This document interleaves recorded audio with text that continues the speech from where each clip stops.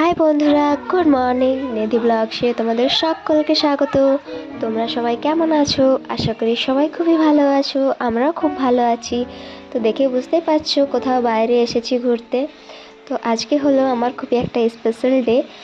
তো সেই জন্য ও আমাকে সারপ্রাইজ দিয়েছে। আমি আগে জানতাম না যে আমরা কোথাও ঘুরতে যাব, তো তাই চলে এসেছি আমরা ঘুরতে।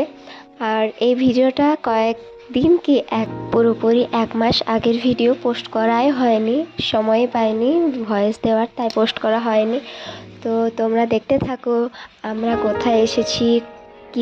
আর স্পেশাল ডেটা হলো আজকে, মানে 18ই জুলাই আমার বার্থডে ছিল, তো সেটাই সেলিব্রেট করতে গিয়েছিলাম বাইরে। তো প্রথমে গিয়েছিলাম ওর ছোট পিসির বাড়ি। তো ওখানে গিয়ে দাদা বৌদি আর ও মিলে আমাকে মানে বার্থডে গিফট সারপ্রাইজ দিয়েছে, কেক কাটা হয়েছে। তো সেটা সেই মুহূর্তে আমি জানতাম না, তাই ভিডিও করা হয়নি, নাহলে সেটাও তোমাদের সাথে শেয়ার করতাম। খুব সুন্দর লেগেছে, এইভাবে সারপ্রাইজ দিলে খুবই ভালো লাগে বার্থডের দিন। আর এটাই আমার ওর সাথে কাটানো প্রথম বার্থডে। 3-4 বছরের রিলেশন, বাট এটাই আমাদের কাটানো ফার্স্ট বার্থডে। আর কেননা ওর কাজটাই এরকম যে সবসময় আমার মানে সব কিছুতে অ্যাটেন্ড হতে পারবে না, কিছু করার নেই।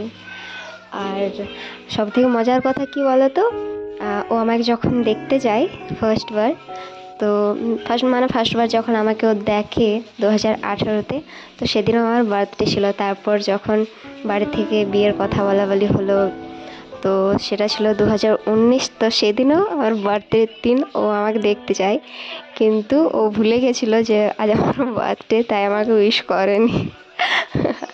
খুব মজার বিষয় কিন্তু এখন বার্থডে উইশটা ওই আগে করে। আর কথার ফাঁকে দেখো ভুলেই গেছি লাঞ্চ করার সময় ভিডিও বানাতে।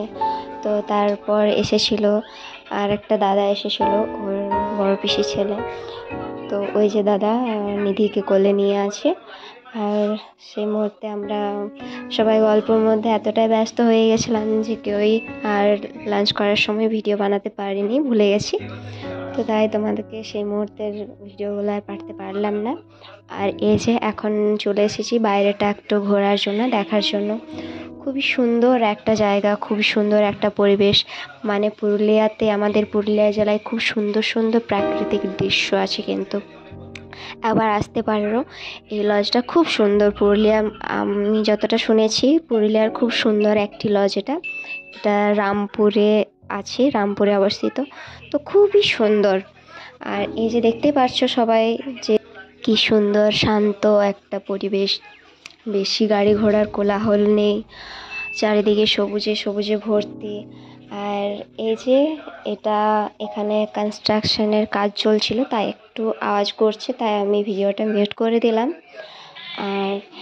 আর এই যে দেখতে পাচ্ছ কি সুন্দর। আর এটা হলো এখানের আইফেল টাওয়ার, কিন্তু খুব সুন্দর। আর এই যে দেখতে পাচ্ছ কত পাহাড় আছে সামনে, খুব সুন্দর একটা জায়গা, চাইলে আসতে পারো।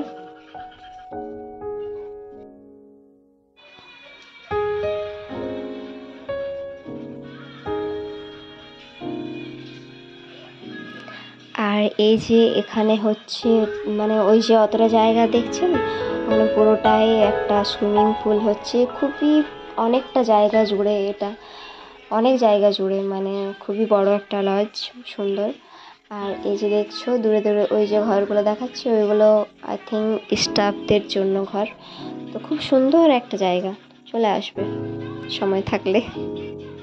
মাঝে মধ্যে সময় বার করে একটু বাইরে ঘোরাও খুবই ভালো, কারণ বাইরে ঘুরলে আর করলে একটু মনের ইয়েটাও চেঞ্জ হয়, একটু ভালো লাগে।